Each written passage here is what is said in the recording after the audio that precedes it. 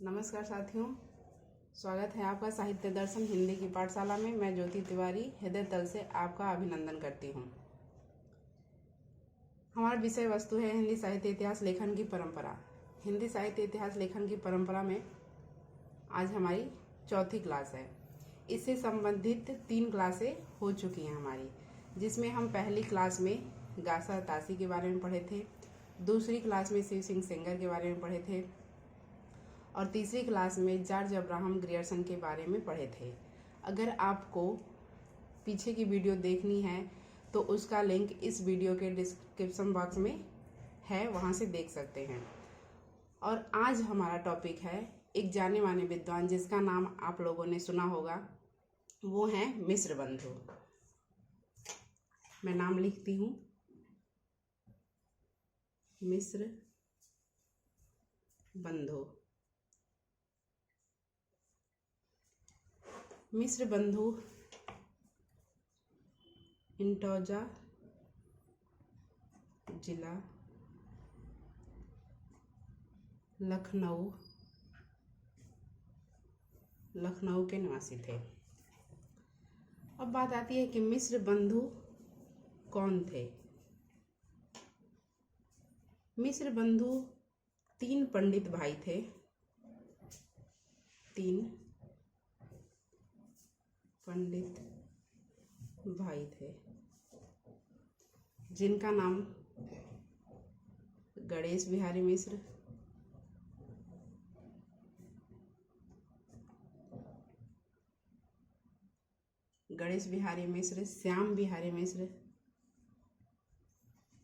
श्याम बिहारी मिश्र और सुखदेव बिहारी मिश्र।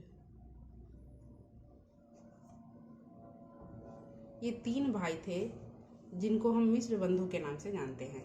इन तीनों भाइयों को मिश्र बंधु की रचना है।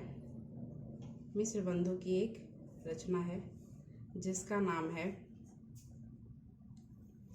मिश्र बंधु विनोद। मिश्र बंधु विनोद।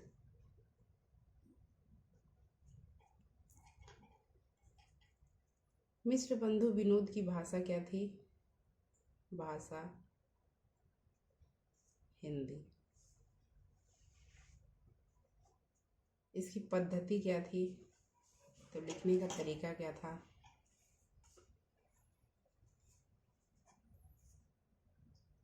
कालानुक्रमी।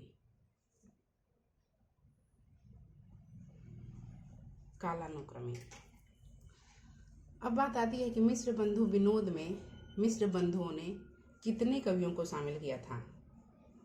तो कवियों की संख्या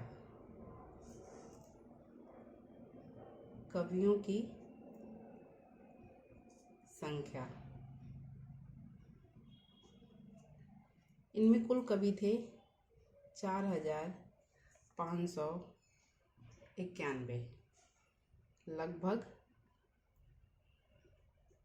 लगभग 5000। अगर वास्तविक संख्या दे तो 4591, अगर ऑप्शन में 4591 ना रहे तो लगभग 5000 सही होगा। अब मिश्र बंधु विनोद का प्रकाशन कब हुआ? मिश्र बंधु विनोद का प्रकाशन, इसका प्रकाशन 4 भागों में हुआ।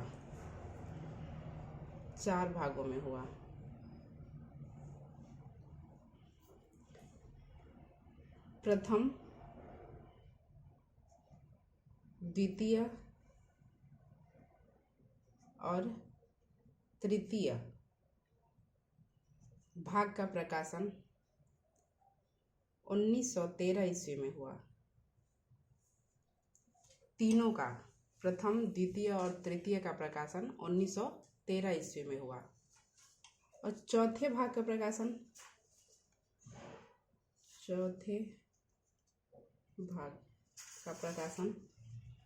1934 ईस्वी में हुआ। 1934 ईस्वी में हुआ। मिश्र बंधु ने पहली बार समयावधि सहित काल विभाजन किया था। मिस्र बंधु ने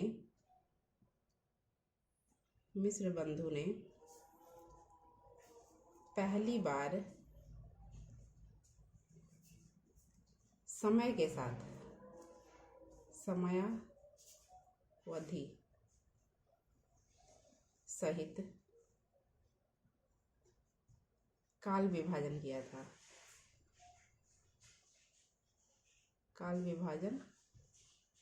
था। और कितने भागों में बांटा था हिंदी साहित्य को? तो कितने कालखंडों में बांटा था इन्होंने?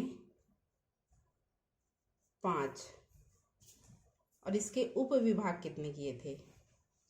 5 कालखंडों में विभक्त कर दिया और इसके उप विभाग थे 8।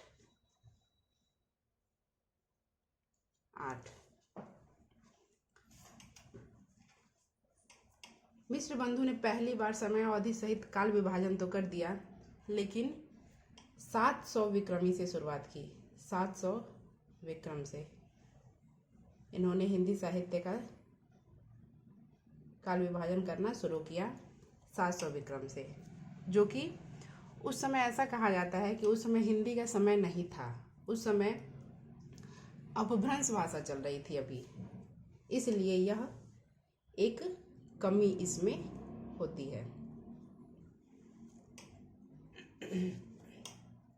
अब हम एक विद्वान है आचार्य रामचंद्र शुक्ल। आचार्य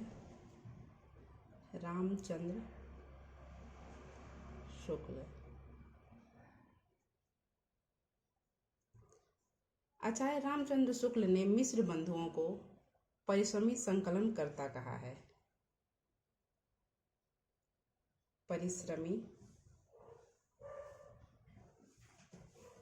संकलनकर्ता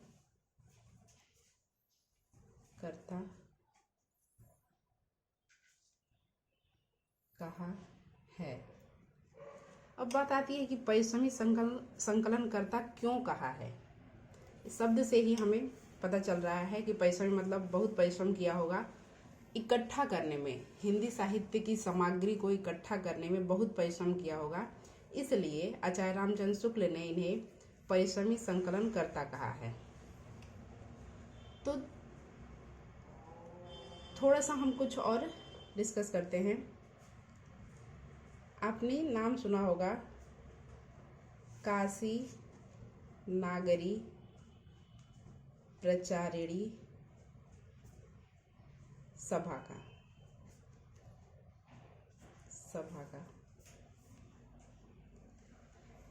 यह एक संस्था है जिसका नाम है नागरी प्रचारिणी सभा।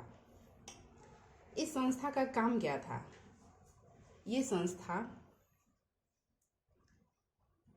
हिंदी साहित्य, हिंदी भाषा का प्रचार प्रसार करने का काम करती है। इसकी स्थापना कब हुई? इसकी स्थापना हुई 1893 ईस्वी में। इसके प्रथम अध्यक्ष कौन थे?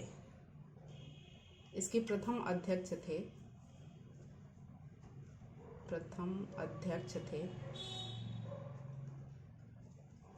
राधा कृष्ण दास।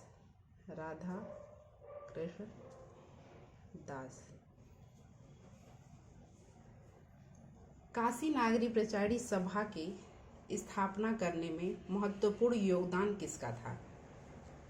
ये 3 विद्वान थे जिनका महत्वपूर्ण योगदान था। बाबू श्याम सुंदर दास,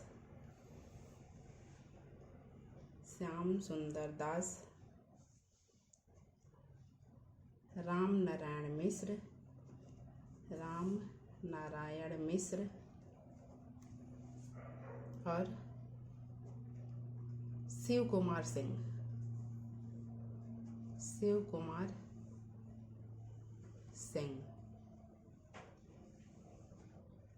इन तीनों में भी सबसे महत्वपूर्ण योगदान किसका था? बाबू श्याम सुंदर दास का। काशी नागरी प्रचारिणी सभा की स्थापना से पहले अंग्रेजी, उर्दू, अरबी, फारसी भाषाओं का प्रचलन था और हिंदी का कोई महत्व नहीं था। इसलिए काशी नागरिक प्रचारी सभा ने अज्ञात या ज्ञात ग्रंथों और कवियों का पता लगाया और उसको इकट्ठा किया और प्रकाशित करवाया। ऐसे भी ग्रंथ थे जिनकी रचना तो हो चुकी थी लेकिन वो प्रकाशित नहीं हो पा रहे थे, तो इस सभा ने, काशी नागरिक प्रचारी सभा ने उनका प्रकाशन भी करवाया। अगर आपको नागरिक प्रचारी सभा के बारे में विस्तृत रूप से जानना है तो कमेंट में ज़रूर बताइएगा, मैं विस्तृत रूप से आपको बताऊंगी दूसरी अगली वीडियो में।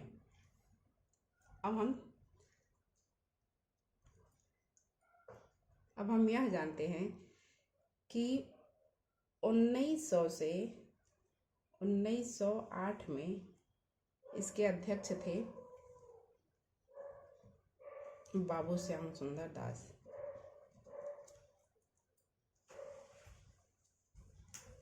बाबू श्याम सुंदर दास और 1908 से 1916 ईस्वी में इसके अध्यक्ष थे श्याम बिहारी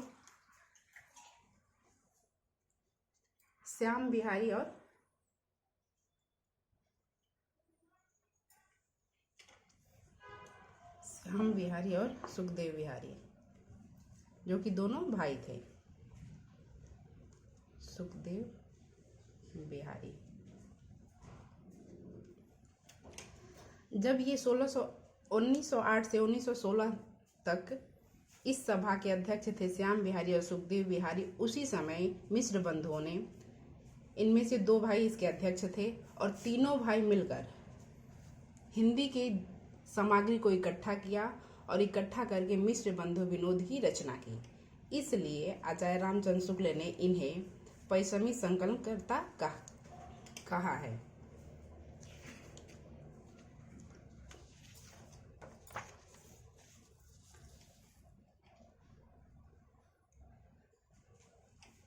अब आचार्य रामचंद्र शुक्ल ने इन्हें प्रकांड कवि वृत्त संग्रह कहा है। मिश्र बंधु विनोद को आचार्य रामचंद्र शुक्ल ने प्रकांड कवि वृत्त संग्रह कहा है। क्योंकि इसमें बहुत ज़्यादा, सबसे ज़्यादा मतलब 4591 कवियों को शामिल किया, इसलिए इसे प्रकांड कवि वृत्त संग्रह कहा है। बड़ा भारी वृत्त संग्रह भी कहा है। बड़ा भारी वृत्त संग्रह।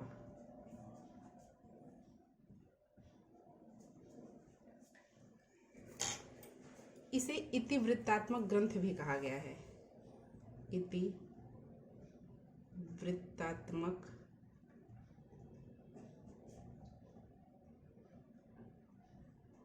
ग्रंथ भी कहा गया है। इतिवृत्तात्मक ग्रंथ भी कहा है। ये तीनों आचार्य रामचंद्र शुक्ल ने मिश्र बंधु विनोद के बारे में कहा है। किसने कहा है? आचार्य रामचंद्र शुक्ल ने।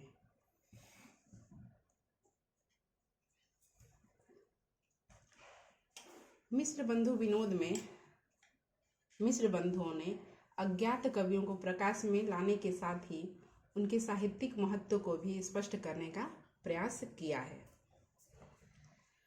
मिश्र बंधु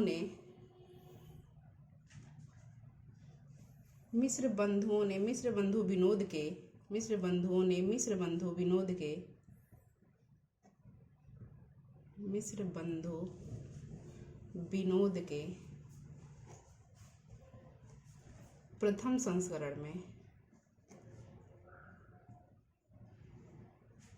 संस्करण के आरंभिक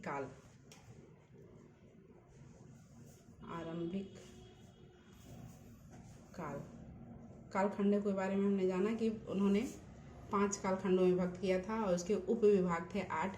तो उसी का पहला भाग है कालखंड है आरंभिक काल, जो कब से कब तक चला, 700 से 1444 विक्रम के अंतर्गत, आरंभिक काल के अंतर्गत 19 कवियों को स्थान दिया है। ये क्वेश्चन में पूछ सकता है कि मिश्र बंधुओं ने आरंभिक काल के अंतर्गत कितने कवियों को स्थान दिया है, तो 19 कवियों को स्थान दिया है।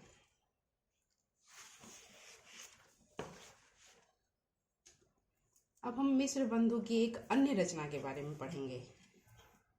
एक अन्य रचना,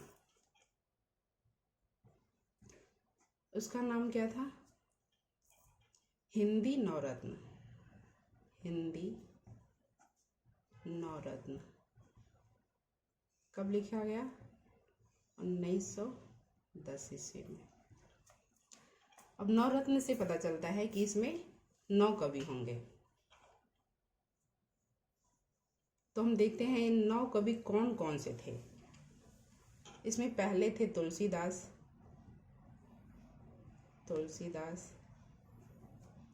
दूसरे कवि सूरदास, तीसरे थे देव। पहले तुलसीदास, सूरदास, देव, बिहारी, ये 4 कवि हो गए। 5वें थे त्रिपाठी बंधु, 5वें थे त्रिपाठी बंधु। ये मिश्र बंधु थे और ये त्रिपाठी बंधु हैं। तो त्रिपाठी बंधु में कौन आता है, भूषण और मतीराम। ये दोनों त्रिपाठी बंधु हैं। ये दोनों भाई थे जिनको त्रिपाठी बंधु के नाम से जाना जाता है। 6ठे नंबर के थे केशवदास।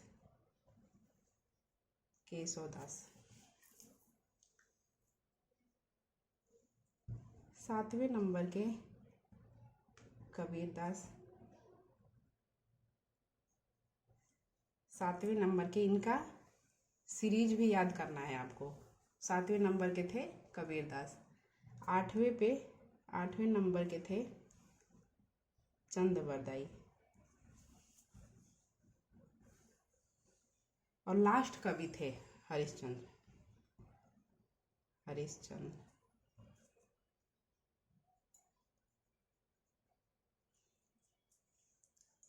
ये मैं क्यों कह रही हूँ कि क्रम से याद करना है, क्योंकि आप क्वेश्चन बन सकता है कि हिंदी नवरत्न में मिश्र बंधु की जो रचना है हिंदी नवरत्न, उसमें सबसे पहले किस कवि को शामिल किया गया है। तो आंसर होगा तुलसीदास। 6ठे नंबर के कौन से कवि हैं, तो आपका आंसर होगा केशवदास।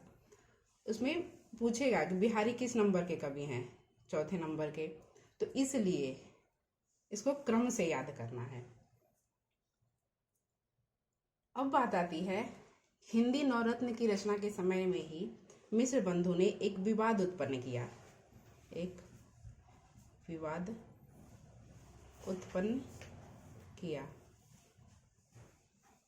वो विवाद क्या था, देव बड़े या बिहारी, और उन्होंने देव को बड़ा माना। विवाद था देव बड़े या बिहारी, और देव को बड़ा माना।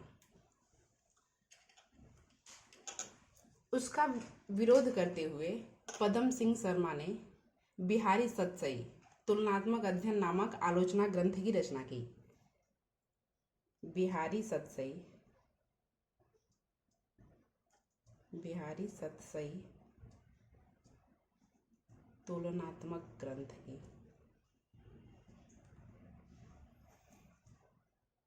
रचना किसने की, पदम सिंह शर्मा ने। और उन्होंने कहा कि बिहारी बड़े हैं।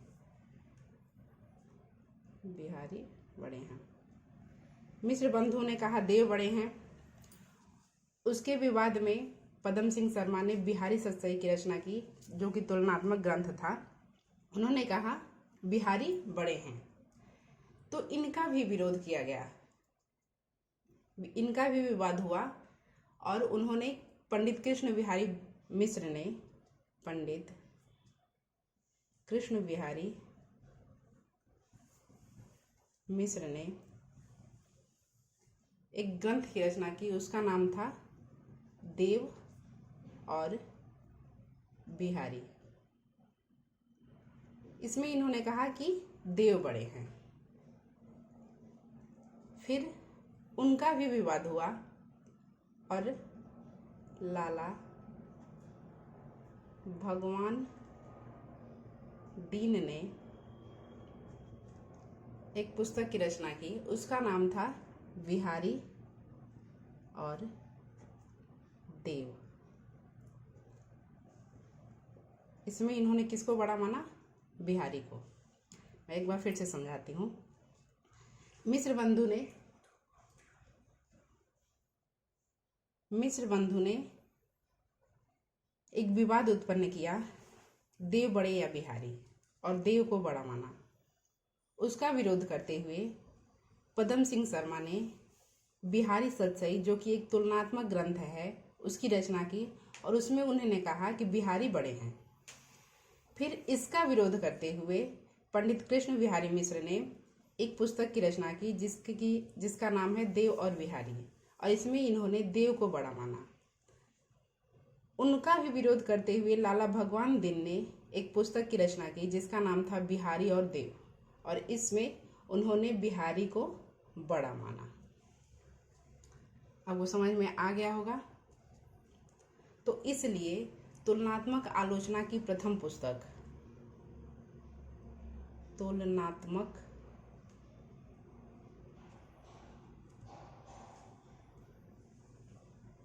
आलोचना की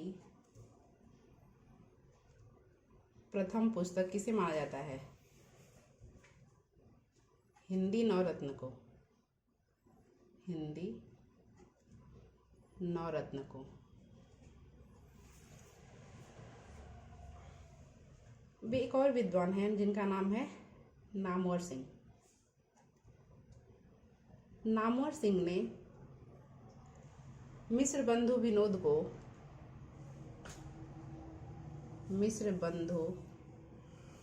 को, जो कि मिश्र बंधुओं की रचना है,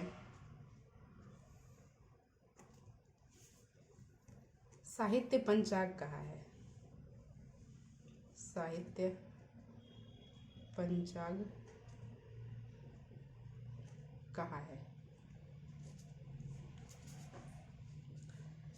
साहित्य पंचाग इसलिए क्योंकि इनके साहित्य में सब कुछ का विवरण था। जैसे हमारे पंचाग में हमारे दिन, समय, तिथि, त्योहार सब कुछ दिया रहता है, इसी तरह इन्होंने पाया कि इनकी रचना मिश्र बंधु विनोद में कोई भी ऐसी चीज नहीं थी जिसका वर्णन न किया गया हो, इसलिए इन्होंने मिश्र बंधु विनोद को साहित्य पंचाग कहा है। आज के लिए इतना ही। अब हम मिलेंगे नए वीडियो में नए ज्ञान के साथ। तब तक के लिए स्वस्थ रहिए, मस्त रहिए, पढ़ते रहिए, सफल होते रहिए। और अगर हमारी वीडियो अच्छी लगे तो लाइक करिए, सब्सक्राइब करिए, कमेंट करिए। धन्यवाद।